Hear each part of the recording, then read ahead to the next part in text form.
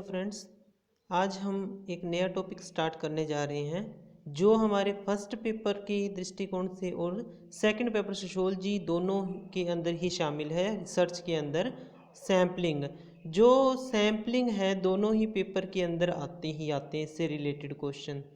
तो आज हम सैम्पलिंग को डिस्कस करेंगे। जो सैम्पलिंग होती है, फर्स्ट तो होती क्या है, रिसर्च के अंदर जो डाटा कलेक्ट किया जाता है, पूरी की पूरी पॉपुलेशन के अंदर से जो रिप्रेजेंटेटिव पार्ट, मेनली यहाँ पे याद रखना है रिप्रेजेंटेटिव पार्ट जिसे सिलेक्ट किया जाता है उसे सैंपल कहते हैं। तो सैंपल को चूज़ करने के कई स्टेप होते हैं। सैंपल को कलेक्ट करने से पहले जो रिसर्चर होता है कुछ स्टेप को फॉलो करता है, भी डिसाइड करता है उसने कैसे पूरे का पूरा जो सैंपल है वो कलेक्ट करना है।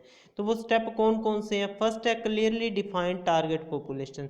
सबसे पहले वह क्या करता है, जो पॉपुलेशन में से डाटा कलेक्ट करना है, उसने सैंपल लेना है, वो सिलेक्ट करेगा भी कौन सी पॉपुलेशन से उसने सैंपल लेना है। दूसरे के अंदर सिलेक्ट सैम्पलिंग फ्रेम, उसके बाद में एक ढांचा बनाता है वो सैंपल का, भी उसने जो सैंपल लेना है वो कैसे उसने उस सैंपल को सिलेक्ट करना है।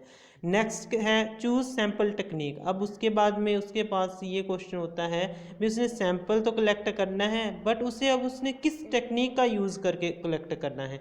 मतलब वो क्वेश्चनियर यूज़ करेगा कि टेलीफोन से डाटा कलेक्ट करेगा कि फील्ड में जाकर खुद सर्वे करेगा, मतलब कौन सी टेक्निक का यूज़ करके उसने सैंपल को चूज़ करना है। उसके बाद में डिटरमाइन सैंपल साइज। अब सैंपल साइज कितना होना चाहिए, 30 लोगों का सैंपल होना चाहिए, 100 लोगों का सैंपल होना चाहिए, 500 लोगों का सैंपल होना चाहिए। उसके बाद वो सैंपल का जो साइज है वो सिलेक्ट करता है भी उसकी जो रिसर्च है वो कितने सैंपल से सही सही कंडक्ट हो जाएगी।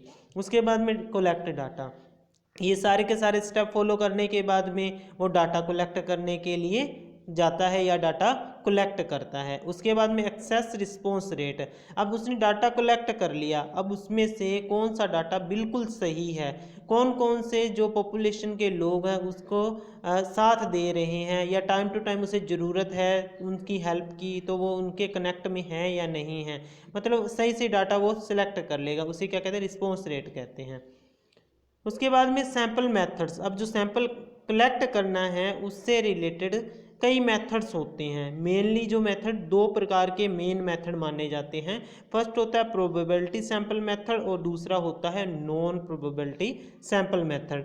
तो प्रोबेबिलिटी के अंदर भी आगे टाइप्स हैं और नॉन प्रोबेबिलिटी के अंदर भी आगे इसकी टाइप्स हैं। तो इससे रिलेटेड क्वेश्चन पेपर के अंदर बनता है, वो क्या करते हैं इसके अंदर तीन एक में से दे देते हैं और एक दूसरे में से दे देते हैं। तो फिर वो पूछ लेते हैं भी इनमें से कौन सा प्रोबेबिलिटी की सैम्पलिंग नहीं है या कौन सा नॉन प्रोबेबिलिटी सैंपल नहीं है। तो इनको सभी को अच्छी तरह याद कर लेना आप। उसके बाद में जो प्रोबेबिलिटी सैंपल मेथड है उसके अंदर फर्स्ट है simple random sampling, cluster sampling, systematic sampling और स्ट्रेटिफाइड रैंडम सैम्पलिंग। और नॉन प्रोबेबिलिटी के अंदर शामिल है कन्वीनियंस सैम्पलिंग, जजमेंटल और परपोजिव सैम्पलिंग। जजमेंटल और परपोजिव एक ही हैं, उनके दो नाम हैं। उसके स्नोबॉल सैम्पलिंग और कोटा सैम्पलिंग। आज हम प्रोबेबिलिटी सैंपल मेथड्स को डिस्कस करेंगे। ओके, तो फर्स्ट है प्रोबेबिलिटी सैंपल। प्रोबेबिलिटी सैंपल होता क्या है, तकनीक है ये एक जिसमें संभावना के सिद्धांत के आधार पर एक बड़ी आबादी के नमूने को एक विधि का प्रयोग करके चुना जाता है। मतलब यहाँ पर पूरी पॉपुलेशन में से लोगों को चुना जाता है और सभी को चूज होने का इक्वल चांस मिलता है। सबकी चूज होने की जो प्रोबेबिलिटी है वो इक्वल होती है। यह नमूना विधि जनसंख्या के प्रत्येक सदस्य पर विचार करती है। मतलब हर एक पूरी पूरी पॉपुलेशन है, हर व्यक्ति को चुना जाएगा, ये पूरी की पूरी संभावना है। पर उसमें से चुना कौन जाएगा, जो हम मेथड यूज करेंगे उस मेथड के द्वारा उसके अंदर वो आएंगे। मतलब जो पर्ची हम डाली है सभी की, जो पर्ची निकल जाएगी वो बंदा चुना जाएगा, पर चांस सभी को इक्वल मिला है। वहाँ पे एक निश्चित प्रक्रिया के आधार पर नमूना बनाती है। इसमें एक निश्चित प्रक्रिया होती है। उदाहरण के लिए 1000 सदस्यों की आबादी में इन सदस्यों में से प्रत्येक के पास नमूने के एक भाग के रूप में चयनित होने की 1/1000, मतलब हर व्यक्ति को चुना जाएगा 1000 में से। ये पक्की संभावना है, 100% हम कह सकते हैं, पूरी पूरी संभावना होती है। ये आबादी में पूर्वाग्रह से छुटकारा दिलाती है, मतलब बायसनेस नहीं होती। ये भी एक इंपॉर्टेंट है, इसकी करेक्टरिस्टिक है प्रोबेबिलिटी सैंपल की, इसके अंदर बायसनेस नहीं पाई जाती। और सभी सदस्यों को नमूने में शामिल होने का उचित मौका देता है। इसके अंदर हर व्यक्ति है सिलेक्ट हो सकता है, ये पूरी संभावना होती है।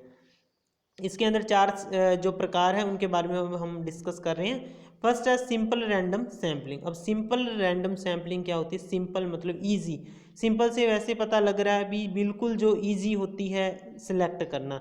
तो इसके अंदर क्या था? समय और संसाधनों को बचाने में मदद करने वाली सर्वोत्तम संभाव्यता नमूना तकनीकों में से एक सरल रैंडम नमूनाकरण विधि है। मतलब रैंडम भी है इसके अंदर, हर बंदा चुना जाएगा, और सिंपल भी है।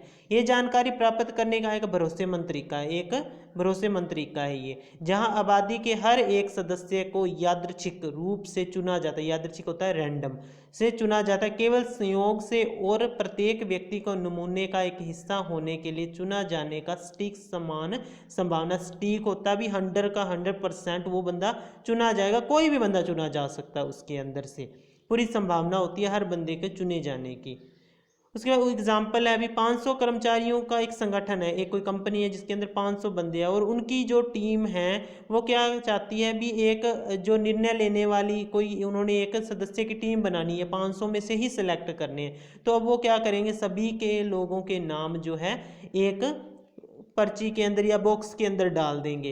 तो उसके बाद में किसी को बोलेंगे भी आओ पर्ची निकालो, वो पर्ची निकालेगा। एक पर्ची निकाली, जिसका नाम आया उसको रख लिया, फिर 2 निकाली, 3 निकाली, 10 बंदों को रखना है तो 10 लोगों से बोलेंगे भी नंबर वाइज, जिसको बुलाएंगे भी आओ पर्ची निकालो। जिन लोगों के 10 के नाम आ जाएंगे तो वो सैंपल के तौर पर उस जो उन्होंने कमेटी बनाई है उसके वो सदस्य बन जाएंगे। पर इसके अंदर क्या है भी चांस सभी को मिला है, पर सिलेक्ट कौन होगा? जो पर्ची से निकलेगा। नेक्स्ट है क्लस्टर सैम्पलिंग। क्लस्टर के अंदर क्या होता है, जो सैंपल कलेक्ट किया जाता है पूरे क्लस्टर के लेवल पे किया जाता है। पूरे का पूरा क्लस्टर ले लिया। फॉर एग्जांपल इसमें फिरोजपुर जिला है, अभी हमने फिरोजपुर जिला के जो अबोर के लोग हैं उनको सिलेक्ट करना है, तो वो क्या करेगा, पूरे अबोर के लोगों को सिलेक्ट कर लेगा एज ए सैंपल के तौर पर। पूरा क्लस्टर सिलेक्ट किया जाता है यहाँ पर। क्लस्टर सैंपलिंग एक ऐसी विधि है जहां शोधकर्ता पूरी आबादी को उन वर्गों या समूहों में विभाजित करते हैं जो एक आबादी का प्रतिनिधित्व करते हैं। मतलब प्रतिनिधित्व करने वाले होने चाहिए पूरी की पूरी आबादी का।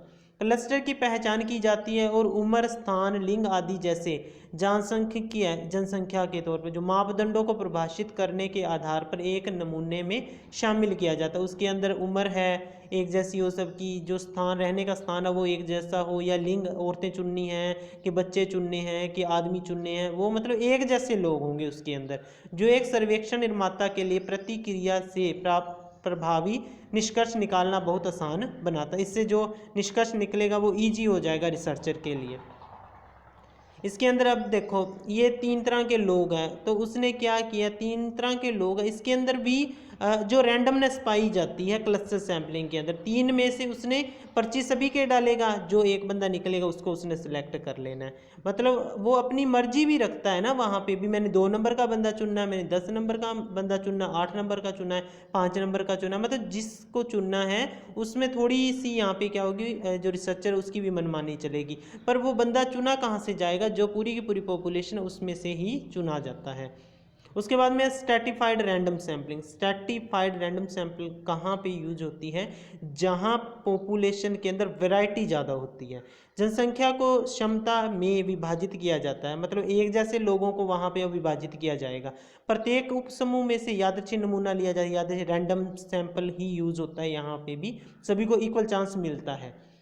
रैंडम का मतलब यहाँ पे क्या है, रैंडम होता है भी हर बंदे को पूरा चांस मिलेगा चूज होने का। 100 के 100 लोग हैं तो 100 सभी को चांस दिया जाएगा भी आप सिलेक्ट हो। पर सिलेक्ट कौन होगा, जो पर्ची के द्वारा निकलेगा या जिस मेथड का वो यूज़ करके निकाल रहा है उससे वो निकलेगा। उपसमूह वस्तुओं का एक प्राकृतिक समूह है, एक प्राकृतिक ए जैसा नेचर होना चाहिए उन लोगों का। फॉर एग्जाम्पल अब MA हिस्ट्री वालों का चुनना है तो MA हिस्ट्री के होंगे सारे के सारे। MA सोशियोलॉजी के लोगों में से चुनना है तो MA सोशियोलॉजी में से लेगा वो, जो अपना डाटा लेना। हिंदी वाले हैं तो हिंदी से लेगा, इंग्लिश वाले तो इंग्लिश में से लेगा। मतलब सभी को वो चांस वहाँ पे है बराबर मिलेगा।